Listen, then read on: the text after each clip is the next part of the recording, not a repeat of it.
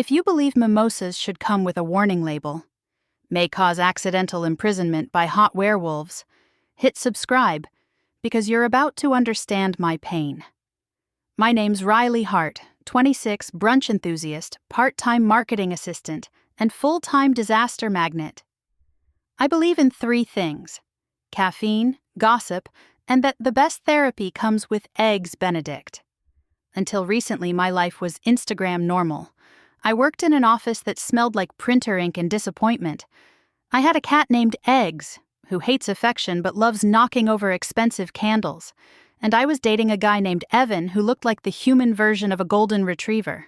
Cute, loyal, slightly clueless. At least that's what I thought, because 3 nights ago, Evan and I went to the Moonlight Music Fest, the biggest summer bash in Silver Hollow, complete with bonfires, fairy lights, and enough tequila to fuel bad decisions for a decade. I wore my sequined, brunch is a lifestyle top. He wore that grin that always melted my defenses. And under the full moon he whispered, "Wait here, babe." Just a minute. He didn't come back. I waited an hour, then 2. Then my phone died, and my mascara started to look like war paint. Everyone kept dancing while I stood there like a rejected extra in a music video. By sunrise, I told myself it was fine. Maybe he lost service, maybe his phone died, maybe he'd text me in the morning. He didn't. He vanished like a man allergic to confrontation and commitment, or apparently sunlight. So naturally, I did the responsible thing. I stalked him. Because closure is healthy. And I'm nothing if not emotionally healthy. I even brought snacks. Chapter 1. The day Evan disappeared, the world still had the nerve to keep spinning. By Sunday, my kitchen was littered with takeout boxes and emotional damage. Kara, my best friend, therapist, and brunch sponsor, dragged me out for our sacred ritual: mimosas, gossip, and mild self-destruction. "Maybe he's just busy," Kara said as she poured orange juice like we were baptizing my heartbreak. "Men are idiots, not magicians." I swirled my drink. "He vanished in the middle of a party, Kara." Like, poof. Houdini, but less interesting. Did you check his socials? Of course. No posts, no stories. Just that stupid profile picture where he looks like a discount Hemsworth. She snorted. Then he's either dead or cheating. "Flip a coin. Can I pick both?" I muttered. My humor has always been dark, a defense mechanism against the universe's sense of irony. Because the universe loves irony. Case in point, the next notification on my phone wasn't from Evan. It was from Find My. Ping. Evan's phone. 3.7 miles northeast. In the woods, past the edge of town. I frowned. Weird. He never goes hiking unless there's Wi-Fi. Kara leaned over. "That's remote. Isn't that where that private estate is? The one everyone says is haunted?" "Oh great, I can add GhostX to my trauma resume." She laughed, but her eyes were wary. "Riley, don't. Seriously. You'll end up on a true crime podcast." I clinked my glass against hers. "Then at least I'll finally go viral." By the time the second mimosa hit, my brain had switched from heartbreak to detective mode. Back home, I threw on leggings, sneakers, and my favorite oversized hoodie, the one that said, "Spill the tea, not my drink." I grabbed a granola bar, my phone, and Kara's pepper spray. Eggs, the cat glared from his perch like, "You're making bad choices again." "Yeah, well," I told him, "bad choices are my brand." The drive out of town was uneventful, unless you count my GPS giving up halfway through and declaring signal lost in the most judgmental tone possible. The further I drove, the stranger it got. The trees thickened, shadows swallowing the road. A silver mist curled along the ground, shimmering under the moonlight. And then, because the universe hates me, my car died. Right at a sign that said, "Private property. Trespassers will be eaten." "Cute," I muttered, slinging my toad over my shoulder. "Love a good cannibal joke." But the ping on my phone was clear. Evan's last location was half a mile ahead. And if I've learned anything from bad reality TV, it's that ignoring red flags builds character. So I followed the trail. The path twisted through trees until the ground dipped into a clearing. That's when I saw it. A house. No, a mansion. Stone and glass and impossible shadows, glowing like it belonged in a Gothic Pinterest board. Lights flickered inside. Music thumped. Low, steady, primal. I crept closer, peering through a window. And there he was. Evan. Sitting at a long wooden table surrounded by people who looked like they belonged in a perfume commercial. Tall, beautiful, predatory. My breath caught. He laughed. That easy, familiar laugh. While a woman with white blonde hair traced her nails along his arm. "Oh, you've got to be kidding me," I whispered. "You ghost me for her?" "She doesn't even look like she enjoys carbs." My stomach burned. Heartbreak, fury, both? I stepped back, ready to leave before I did something stupid, when a voice rumbled behind me. "Who the hell are you?" I spun around. He was enormous. Dark hair, sharp jaw, eyes like molten amber. And that presence, the kind that made the air vibrate, thick and heavy. I stammered. "Uber Eats?" He didn't laugh, not even a flicker. Instead, he stepped closer, sniffed the air, sniffed, and his expression changed. His pupils flared. "Who sent you?" No one sent." He moved faster than logic. 1 second he was a few feet away, the next his hand gripped my wrist, and everything in me screamed run. The door burst open behind him. Evan froze mid-step. "Riley?" His voice cracked. "Oh, so you do remember my name?" I snapped. "Mind explaining why I'm being manhandled by your security guard, or is this your new hobby?" The man growled, low and guttural. "She's not supposed to be here." Someone else shouted, "Alpha, wait!" "Alpha?" Before my brain could catch up, the man, apparently Alpha McMoodswing, jerked me inside and the door slammed behind us. Everything blurred after that. Hands, shouting, the metallic click of a lock. Then, silence. When the world steadied again, I was in a dim stone room with iron bars. No phone, no freedom. Just me, my regret, and what sounded suspiciously like howling upstairs. I sat down on the cold floor, muttering, I wanted bottomless mimosas, not a bottomless wolf dungeon. And that's when I heard it, a distant, mournful howl that made my skin prickle and my heart stutter. "Okay," I whispered, clutching my knees. "Either I'm hallucinating or brunch just turned supernatural." Chapter 2. The dungeon wasn't exactly medieval, more restored for moody Airbnb photos. Rough stone, warm lamplight, a rug that screamed, "I cost more than your rent." Someone had even left a pitcher of water and a folded blanket like, "Welcome to your kidnapping. Please review us 5 stars." Bootsteps pounded down the stairs. I stood, heart thudding, palms slick. He appeared through the iron gate like a storm given legs. Same dark hair, same predator calm, same eyes that had no business being that intense on a Tuesday. He took up space like a cathedral. "Who sent you?" he asked, voice low and even. No hello, no sorry about the cuffs. Demeanor, homicide chic. "I told you," I said, lifting my chin. "Uber Eats. I brought emotional support carbs." A muscle jumped in his jaw. "Name." I considered my options. Lie? Panic? Tap dance? "Riley Hart." He tasted the name like a test. "Riley." A beat. "Why were you at my window?" "Because that's where you put the house," I snapped before I could stop myself. My mouth is a runaway train. Sarcasm is the conductor. He stepped closer. Heat rolled off him, wood smoke and pine sap and something darker that curled through my nerves like smoke. "You were spying," he said. "I was looking for my boyfriend."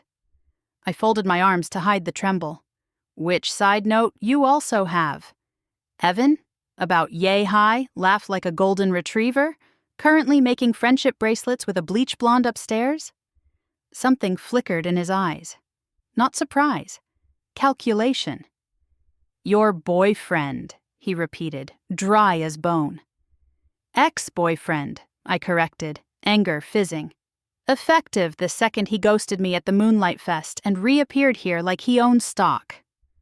The Alpha didn't move, didn't blink. He just breathed in.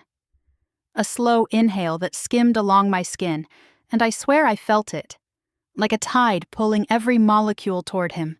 His pupils darkened. "You're not a spy," he said, voice rougher. "But you're not ordinary." "Oh, good," I said. "We're doing witch trials by perfume now." He leaned in, close enough that a whisper would have counted as a confession. "Who are your parents?" That one hit me sideways. Divorced, petty, and allergic to phone calls?" "Names." "Miranda Hart, Daniel Hart." "Why?" He didn't answer. He reached for my wrists. I flinched. He stilled. "I'm removing the silver," he said. "It burns you."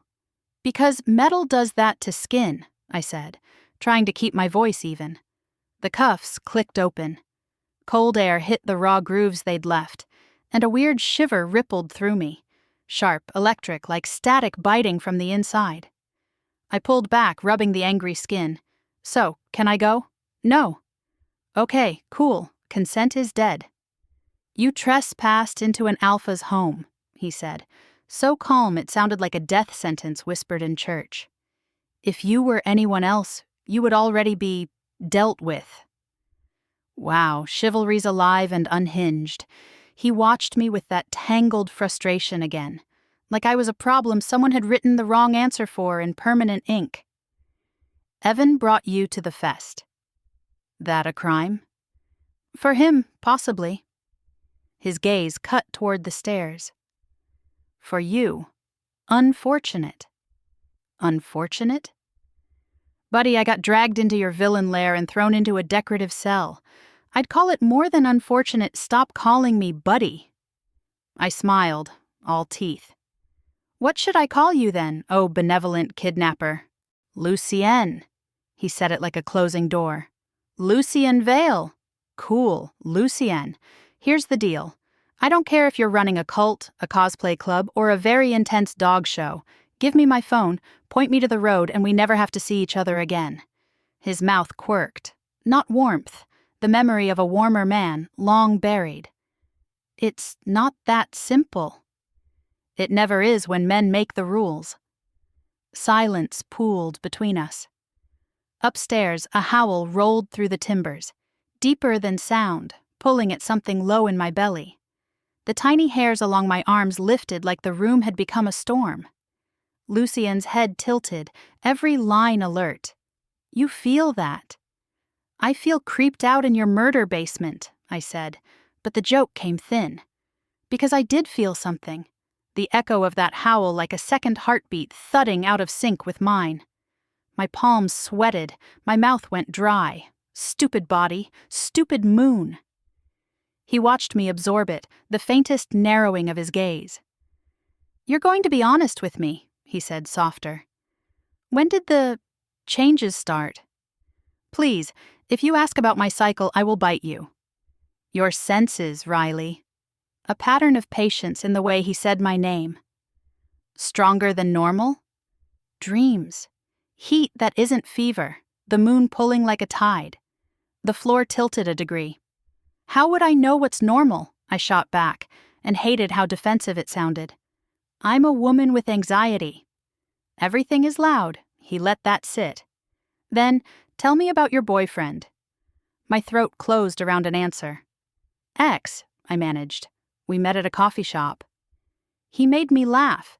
He liked pancakes and looked at me like I was easy to love. And then he left me in the middle of a song under fairy lights in front of everyone. So I drove out here because I am emotionally unstable and curious. Happy?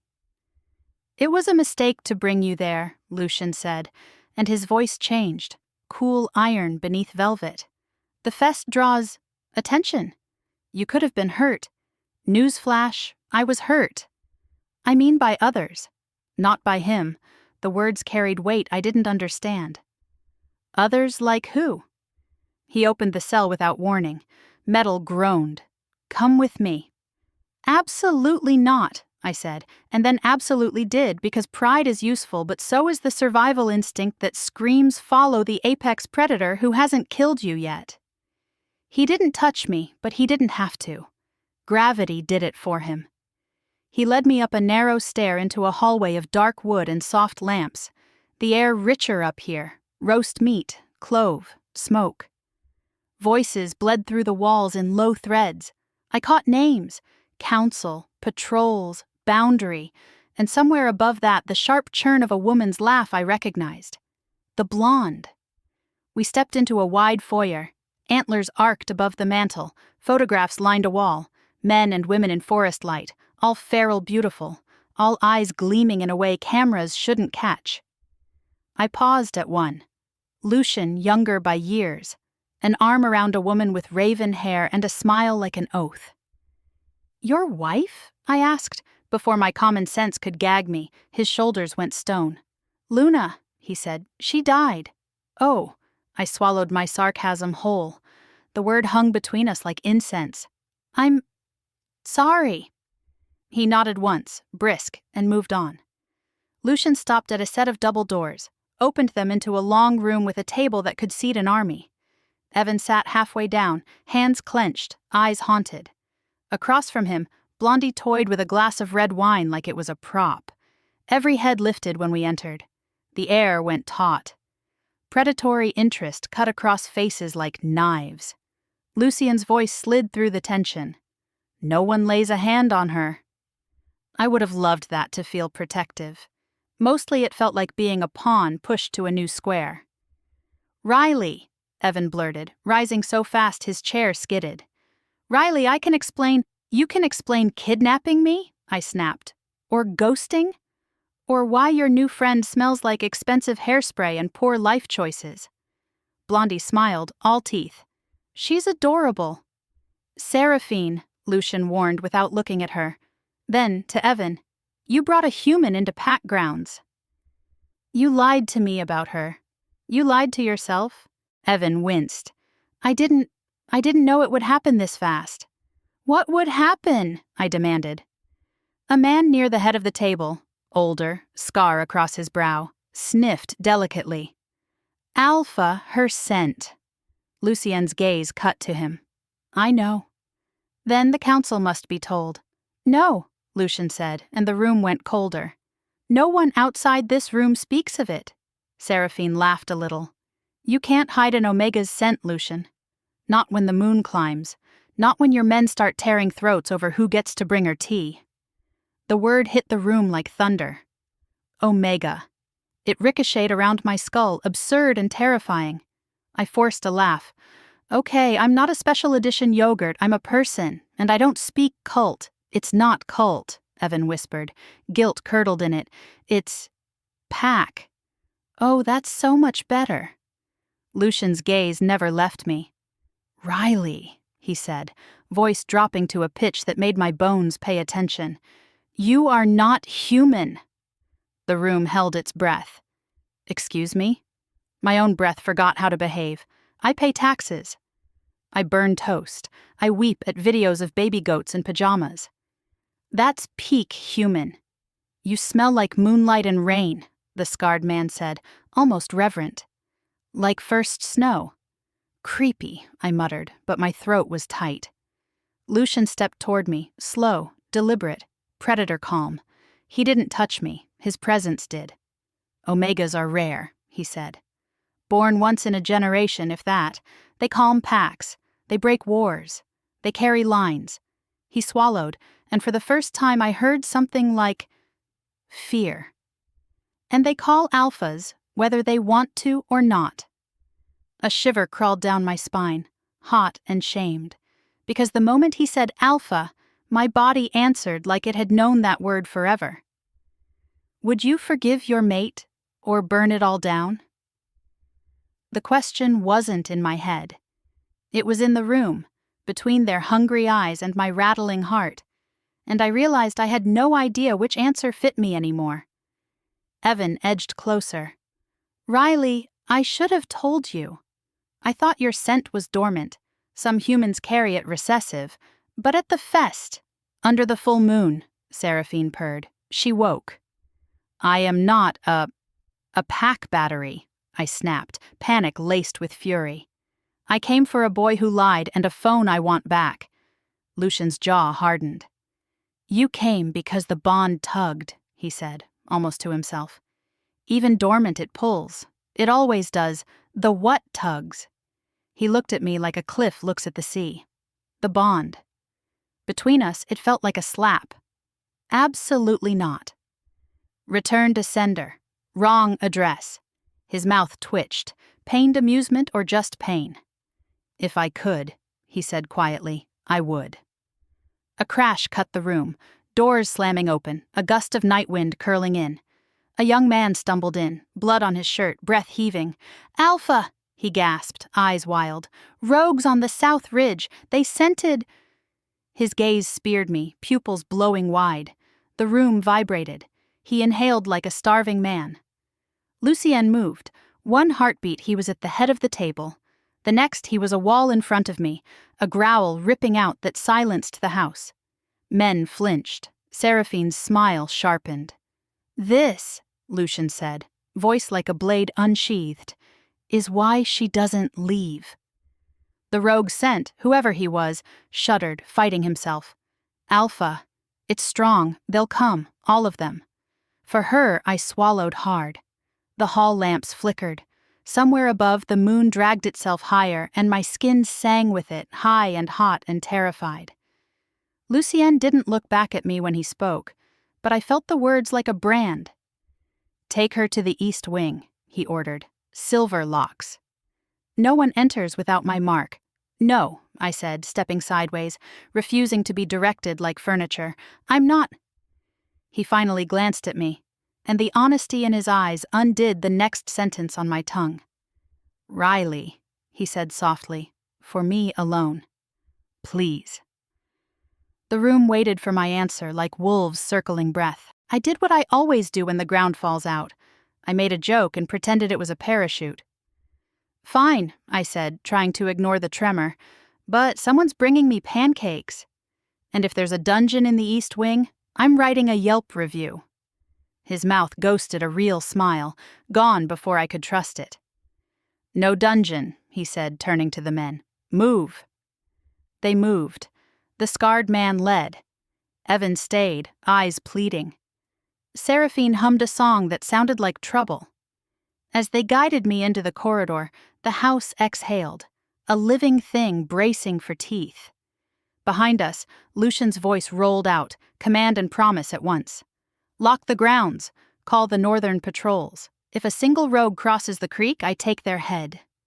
The door closed on the war in his words, and I realized, hand on a silver latch that smelled like moonlight and metal, that the question wasn't whether I'd been pulled into their world. It was how long I could pretend I didn't belong there. Chapter 3. They didn't call it a cell this time. Apparently, guest quarters sounded friendlier than luxury prison suite. Still, I couldn't complain about the upgrade. There was a bed, silk sheets, and a window overlooking the woods where the moon sat fat and smug in the sky. The only downside? The lock on the outside. I paced for an hour, muttering to myself and testing every inch of the door. No luck. Not even a squeak of weakness. Whoever built this pack house had experience in kidnapping etiquette. Great, I whispered, trapped in a Gothic mansion full of hormonal wolves. Totally fine, totally normal. There was a knock. Then the door creaked open, and he walked in. Lucien. He filled the doorway, broad shoulders blocking half the light from the hall. His shirt sleeves were rolled up, revealing veins and forearms that looked like they'd survived a lifetime of battles, and probably caused half of them. Hungry? He asked simply. I stared at him. Is that a trick question?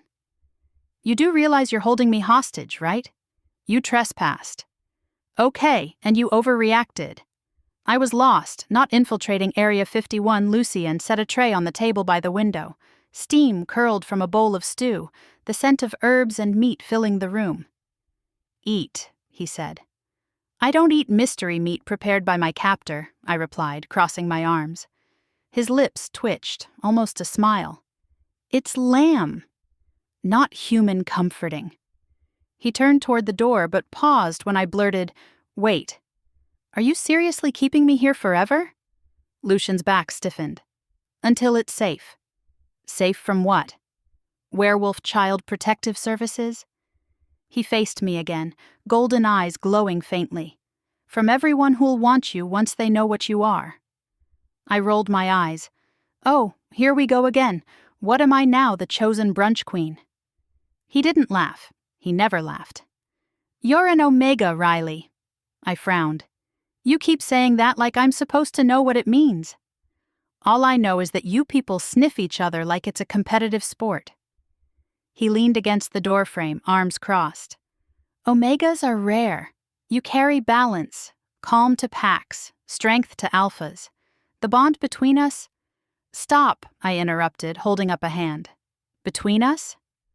I didn't sign up for any weird wolf Tinder connection, thank you very much. His gaze darkened. It's not something you sign. It's something the moon decides. Oh, so the moon's matchmaking now? Perfect. Maybe she can pay my therapy bill too. Lucien's lips curved, but not with humor, with pity. You're shaking because your wolf is waking. You can deny it all you want, but it won't stop. I realized then that my hands were trembling. Heat spread beneath my skin, like my blood was too warm. I gripped the edge of the table and whispered, "This is insane." Your scent is changing, he said quietly. The pack will feel it soon. That's why you're here, to keep them, and you, safe from what? Myself? From what happens when instincts take over. I laughed shakily. So, basically, you're saying I'm a walking pheromone bomb. Lucien's voice dropped to a low growl. I'm saying you're dangerous. And so am I. The air between us thickened. I could feel him. His presence, his restraint, the invisible pull humming between us like static. I hated how my pulse tripped at the sound of his heartbeat, steady and deep. Don't look at me like that, he said roughly. Like what? Like you feel it too. I blinked. Feel what? He exhaled, closing the distance between us in 2 strides. He stopped just short of touching me, but the heat from him rolled over my skin. The bond. My heart hammered so hard it drowned out the silence. You're crazy. Maybe, he said, but tell me I'm wrong. I couldn't, because something deep inside did recognize him. The scent, the sound of his voice, the way every breath synced with his.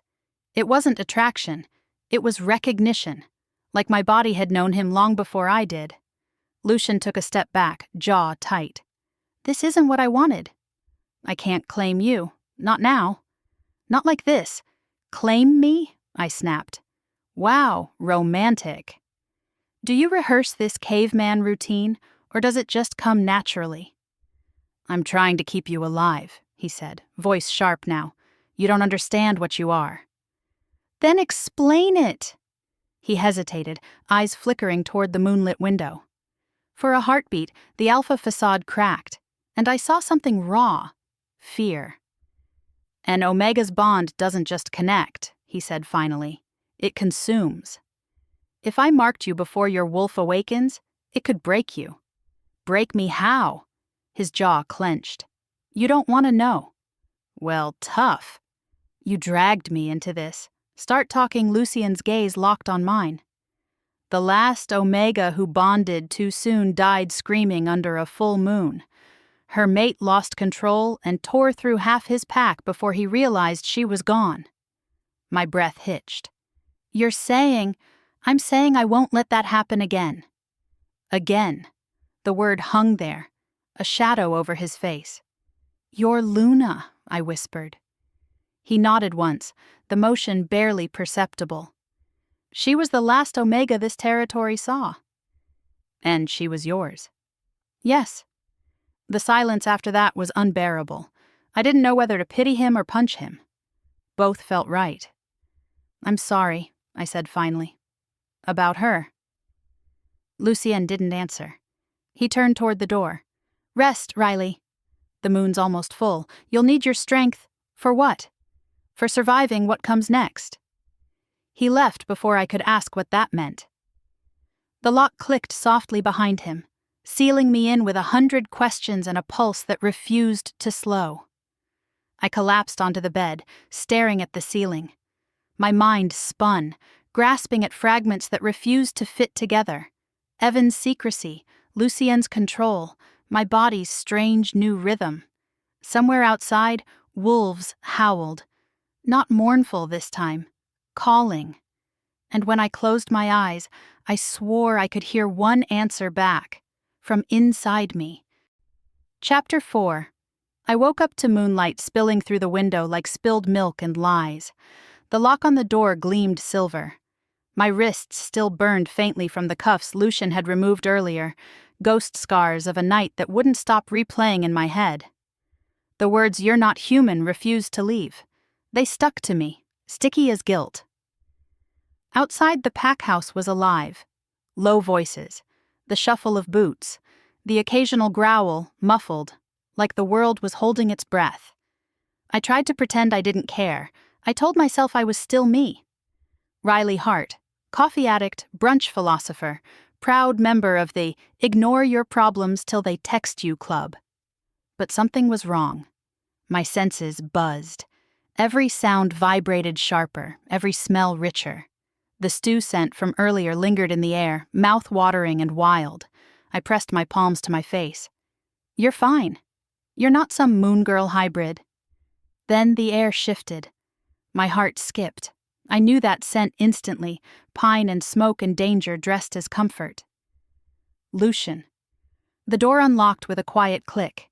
He entered, candlelight painting his jaw in gold. His shirt was half unbuttoned, hair damp from a shower, veins like road maps down his forearms. The man looked like Sin had a favorite child.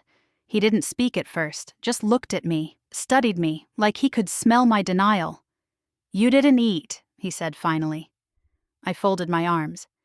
"Maybe I'm on a hunger strike until you stop locking me in." "That would be unwise." "You know what else is unwise?" "Kidnapping brunch girls from the city." His lips twitched. "You're not from my world, but you stepped into it. That makes you mine to protect." "I didn't step into it, Lucien." I tripped. "Big difference." He sighed, the sound half a growl, half regret. "The moon's close now. The pull will get stronger. You'll feel it in your blood." "Oh, great," I said. "Is that before or after I start howling at the mailman?" Lucien's mouth curved, almost smiling, but his eyes stayed somber. "You joke because you're afraid. I joke because I'm sane." He stepped closer. The air thickened again, full of scent and tension. My heart thumped too loud, too fast. "Lucien," I warned. He stopped within a foot of me, his voice low. "I can hear your heartbeat." Creepy. 10 points to team restraining order. "Riley," he said softly, "you can feel it too, can't you?" And damn him, he was right. My pulse wasn't fear anymore. It was something heavier, magnetic. The invisible pull that made me want to step closer even when logic screamed run. "This is what happens when the bond starts to form," he murmured, even unclaimed. "Stop calling it that," I whispered. He shook his head slowly. "You can deny it all you want, but the wolf inside you knows me." I laughed. A brittle, desperate sound. "I'm sorry, did you just say the wolf inside me?" "Because last I checked, the only animal I channel is a hungover raccoon." He took one more step, and I froze. His scent surrounded me, dizzying, cedar, leather, rain. His hand lifted slowly, brushing a stray curl from my cheek. Every nerve in my body went static. "Lucien." He didn't touch again, didn't have to. The warmth of his palm ghosted my skin like an echo. "You're burning," he said. "The change is starting." What change?" "Your wolf is waking." I tried to laugh, but it came out shaky. "Cool, and when does she start paying rent?" He didn't smile this time. "You're shaking because she's fighting to breathe." I stumbled back, shaking my head. "No, I'm not. Then it hit. A pulse of heat from deep inside me, ripping through my veins like lightning. My knees buckled. I gasped, grabbing the wall. Lucien caught me before I fell, his hands strong around my arms. "Easy. Breathe. What's happening?" "The moon's pulling," he said, voice rough. "You can't fight it." "You'll hurt yourself." "Hurting's kind of my brand," I gasped, but the pain sharpened, burning, stretching, every bone humming. Lucien's scent steadied me. Somehow, it helped. The agony blurred into pressure, into heat, into need, raw and terrifying. "Look at me," he commanded. I did. For a heartbeat, everything went quiet. The world shrank until it was just his eyes, molten amber and grief, and my pulse sinking with his. The air shifted. My fear slipped sideways into something else, something primal and electric. Lucien's breath hitched. He pulled away abruptly, as if burned. "This is wrong," he muttered. "I can't." "Can't what?" I demanded. "Help me." His fists clenched. "I shouldn't even be near you." "The bond, it's calling me. If I lose control, I could—" "Then don't," I said, shaking. "Just don't leave." He froze. "I don't want to do this alone," I whispered. Something broke in his expression. Slowly, painfully, he reached for my hand. His palm was warm, grounding. "You won't," he said. Outside, the wind picked up. A howl echoed in the distance, answered by others. The pack was restless. The moon climbed higher, full and heavy. Lucien's voice dropped to a rasp. "When it rises, every alpha within range will feel you." "Feel me?" "Like emotionally? Like prey," he said. I swallowed hard. "Oh, cool. Love that for me." He brushed his thumb across my knuckles. "You're not prey, Riley. You're a storm waiting to break." For once, I didn't have a comeback. I just stared at him, the heat of his touch chasing away the fear for half a second. Then a knock shattered the silence. "Alpha," someone said through the door. "Rogues breached the southern ridge." Lucien's expression hardened instantly. "Keep her here," he ordered. "What?" "No." But he was already gone, moving like shadow and command. The door slammed, lock clicking again. I stumbled to the window, heart racing. Outside, movement blurred through the trees, dark figures, glowing eyes, chaos under the moonlight. And as I watched, the pull in my chest flared again, stronger this time. I felt Lucien's presence even from here, his anger, his pain, his wolf rising. Then something inside me answered. It wasn't words, it wasn't thought, it was instinct, raw and ancient. A low growl curled up my throat, startling me. My reflection in the glass looked back. Same girl, new fire. "Oh, hell," I whispered. "I really need that mimosa." Chapter 5. The noise outside rose into a chorus of chaos. Howls, cracks of branches, the deep wet sound of something tearing. The whole pack was at war under that swollen moon, and I was pacing the length of my gilded cage like a caffeinated ghost. Every instinct screamed at me to run, not away, toward the noise, toward him.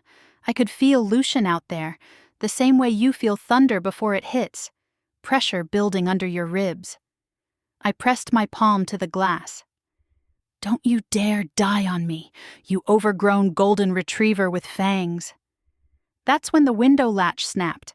No one touched it, it just gave up, as if the universe had decided fine, let the idiot out. Wind blasted in, thick with the smell of pine and blood. I climbed onto the sill before my brain could vote.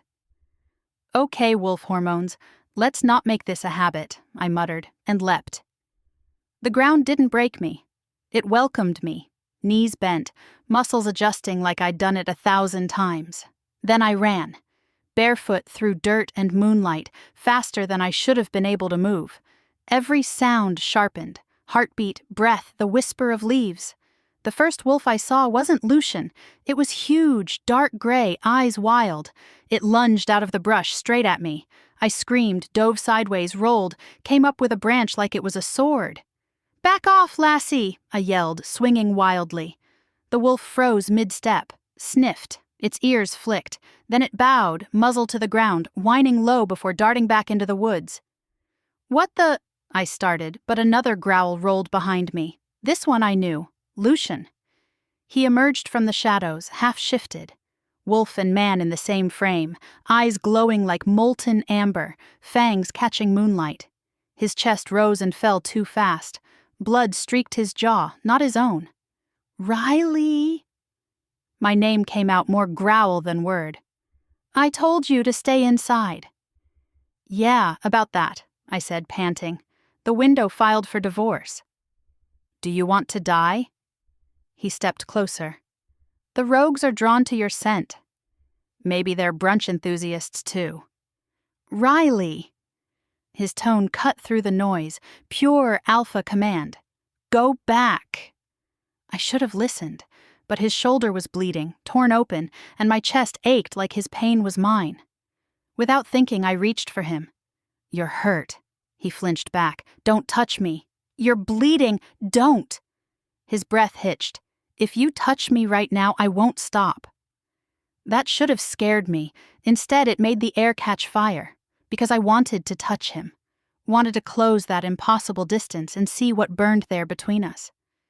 I took a step forward anyway. Maybe you shouldn't fight so hard to stop. Something flashed behind his eyes. Fear, fury, hunger. You don't know what you're saying. Then tell me, I demanded. Tell me why it feels like the world tilts when you're near me. He groaned, hands clawing into the dirt like he was holding himself back from gravity itself. Because the bond's forming whether we want it or not. And if I give in before your wolf's ready? His voice broke. You'll break. Lightning cracked across the sky. For a second, everything froze in that silver light. The wild, the wreckage, his trembling restraint. Then I said the stupidest, bravest thing I've ever said. Then don't give in. Just stay. Lucien's gaze snapped to mine. Stay? Yeah, I said softly. Stay. Fight it. With me. He stared like no one had ever offered that before. Then he laughed. Short, broken, disbelieving. You don't even know what you are, and you're offering to anchor me. Someone has to. You're terrible at it. His chest rose once, hard. And then he was moving, closing the space, grabbing my face with hands that trembled from too much control. He pressed his forehead to mine, breath ragged. You have no idea what you're doing to me. Same, I whispered. The world narrowed. The forest faded. There was only his heat, his scent, and that hum beneath our skin. His thumb brushed my jaw, slow and reverent, and the power between us surged. Something ancient, recognizing something equal. The ground pulsed underfoot. I gasped as energy ripped through me, light flooding my vision. For a moment I thought he'd broken me. Then the pain became something else. Strength, heat, sound. I could hear everything. The rustle of mice, the heartbeat of the forest, the rhythm of Lucien's blood. He jerked back, eyes wide. Riley, your eyes. What about them? They're glowing. I blinked. Oh, fabulous. Demon eyes. That'll make Tinder fun. He actually smiled, barely. Your wolf's waking. And she was. I could feel her, stretching inside my skin, unfurling, whispering in a language made of instinct and hunger. Somewhere nearby, a rogue lunged through the trees. Lucien spun, claws out, but before he reached it, I moved first. My body knew. I ducked low, grabbed a rock, slammed it into the rogue's jaw. It yelped, stumbled, bolted. I stared at my shaking hands. Okay, that was either adrenaline or I've been auditioning for X-Men. Lucien's voice was rough. It's her strength bleeding through you. I met his gaze, breathless. Guess she's got good timing. The fight sounds faded. The pack had driven the rogues off. Only the two of us remained in the clearing, moonlight painting everything silver and strange. Lucien's breathing steadied. You shouldn't have come out. Yeah, well, neither should your abs, but here we are. He huffed, the smallest laugh escaping him before he caught it. You're impossible. And you're predictable, I said, stepping closer. Broody, overprotective, tragic past. Definitely allergic to joy. His smile vanished. You mock what you don't understand. Then explain it to me. He hesitated. If I mark you, it binds us for life. No escape, no choice. Sounds like marriage with extra steps. His eyes burned brighter. It's not a joke, Riley. Once it happens, it's forever. You'll feel my emotions, my pain, my hunger. And you'll feel mine? I asked quietly. He nodded. Then maybe, I said, voice trembling, it's not the worst thing in the world. Lucien closed his eyes. You think you want this now. You don't know what the moon demands in return. Try me. When he looked at me again, something inside him had snapped. Resolve, maybe, or fear. He lifted a hand and traced a single claw gently along my neck. Not enough to cut, just enough to make the bond hum between us like thunder waiting to strike. I can't, he whispered. Not yet. Why? Because once I taste you, he said, voice breaking, I'll never let you go. For once I didn't answer with a joke. I just whispered, then maybe stop pretending you want to. The silence that followed wasn't empty. It was full of breath, of tension, of everything unsaid. He stepped back like he had to physically wrench himself away. Go inside, Riley. Lucien, please. His eyes glowed faint gold. Before I stop being noble. I wanted to argue, to demand answers. But the weight of the moon and his voice pinned me still. So I nodded, turned, and walked back toward the house. Every step heavy with everything I didn't understand and everything I couldn't ignore. Behind me, his howl split the night, raw, aching, infinite. And for the first time, my wolf howled back. Chapter 6. The next morning felt like hangover limbo, except instead of tequila, it was adrenaline and wolf hormones. My body ached, my head throbbed, and my reflection looked like I'd survived an emotional tornado. My eyes were still rimmed with faint gold when the light hit them just right. I tried rubbing them back to normal. Didn't work. Great. I was one eyeliner stroke away from auditioning for a Twilight reboot. Downstairs, the pack house buzzed like a hive. People moved with purpose, tension vibrating in the air like a brewing storm. I caught snippets of words, rogues, scent trail, council. When I reached the landing, conversation stopped. Dozens of eyes turned toward me. Lucien wasn't among them. I straightened my hoodie, pretending I didn't feel like the world's least subtle zoo exhibit. Morning. So, anyone know where a girl can get coffee around here before the next supernatural meltdown? No one answered. Not a sound. Then a voice cut through the silence. Smooth, sharp, and all too smug. Seraphine. She leaned against the doorway, dressed like sin dipped in silk, smirk perfectly intact. Our new Omega graces us with her presence. How quaint, I crossed my arms. Thanks. You look like a perfume ad for emotional instability. Her eyes glittered dangerously. Lucien's little pet has teeth. Only when provoked. The room held its breath as she stepped closer, circling me like a cat. You don't belong here, human. Funny, that's what my ex said when I crashed his birthday party. But look how that turned out. The smirk vanished. You're a liability.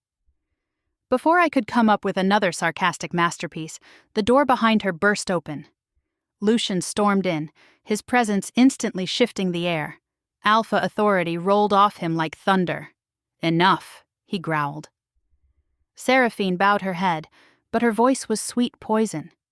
She shouldn't walk freely among us. Her scent is under my protection. The growl in his tone silenced every sound in the room. Even Seraphine backed away, lips tight. Lucien turned to me. You shouldn't have come downstairs. Well, forgive me for not wanting to rot in my gilded panic room, I snapped.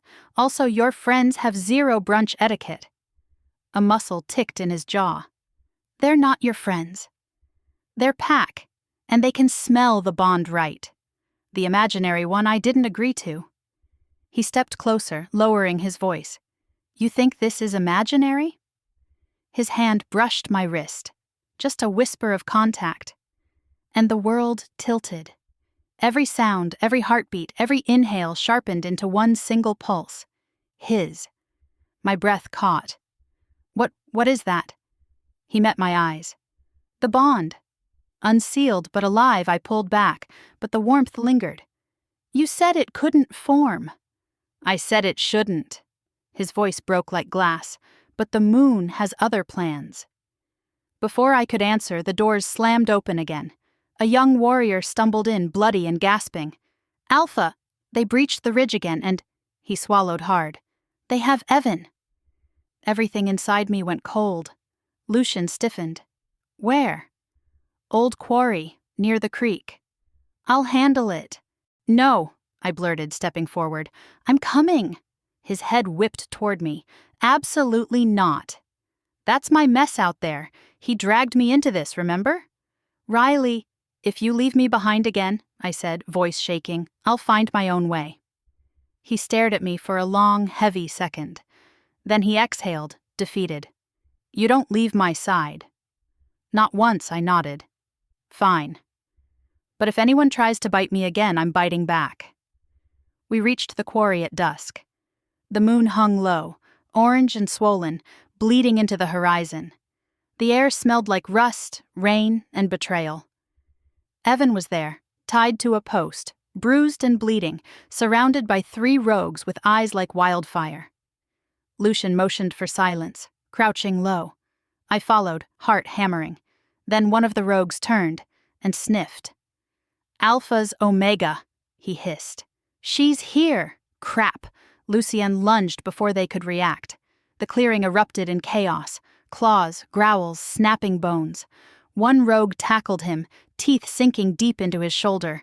Another charged toward me. I grabbed a rock and threw it straight at his head. Back off, you hairy hemorrhoid! It hit. He snarled, spinning toward me, too fast, too strong. Then something inside me snapped. Heat exploded through my veins, my vision sharpening to impossible clarity. My body moved before my mind caught up. I dodged, pivoted, and slammed my palm into his chest. He flew backward, crashing into a tree with a sickening crack. I stared at my hands. Oh, hell! I'm not just glowing now, am I? Lucien's voice low and hoarse. You shifted. Partially. Partially? His eyes burned gold through blood and fury. Your wolf's awake! Evan's voice cut through the chaos. Riley! Behind you! I spun just as the last rogue lunged. Lucien shoved me aside, taking the blow. The claws raked across his ribs, blood spilling dark against his shirt. Lucien! I screamed. He dropped to one knee, growling, his wolf surging dangerously close to the surface. Instinct took over. I knelt beside him, cupping his face, ignoring the blood. Hey, look at me. Stay with me. His pupils flickered between man and beast. Move, away. Not a chance, I whispered. You saved me. Now it's my turn. His breath came ragged. Riley, if I lose control, then we lose together. And before fear could win, I pressed my forehead to his, the same way he had before, and let the bond flare open. Heat, light, pain. Everything collided. A sound tore from my throat, not human, not wolf, something more. The air shimmered, energy snapped like lightning around us.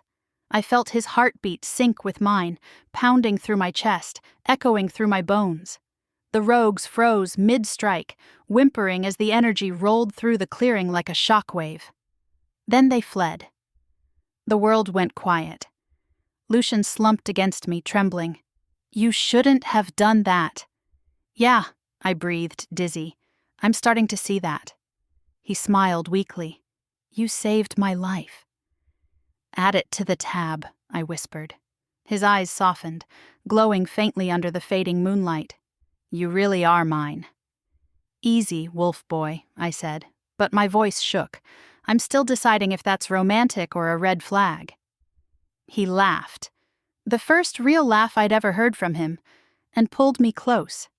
His blood smeared my cheek, warm and alive. Next time, I murmured, we're sticking to brunch. He brushed his thumb across my lips, voice rough. Next time, You'll be the one leading the pack." And when the last rays of moonlight faded, I felt it, the bond sealing, not as a cage, but as a heartbeat shared. We were two disasters stitched together by destiny, and for once it didn't feel like a curse. Epilogue. The sun crept over the Silver Hollow Hills like a guilty secret. For the first time in what felt like forever, I wasn't waking up in fear or confusion. I was waking up in Lucien's bed. Not a dungeon, not a locked room, a real bed. Sheets soft as sighs, sunlight bleeding through linen curtains, and the steady rhythm of his heartbeat under my cheek. Outside, the world smelled new. Pine, dew, coffee brewing somewhere distant. Wolves padded quietly through the yard below. No one was howling, bleeding, or plotting to kidnap me. Progress. Lucien stirred beside me, his arm tightening around my waist. "You're awake," he murmured, voice still gravel from sleep. "Barely," I said, stretching. "I'd kill for a latte." His lips brushed my temple.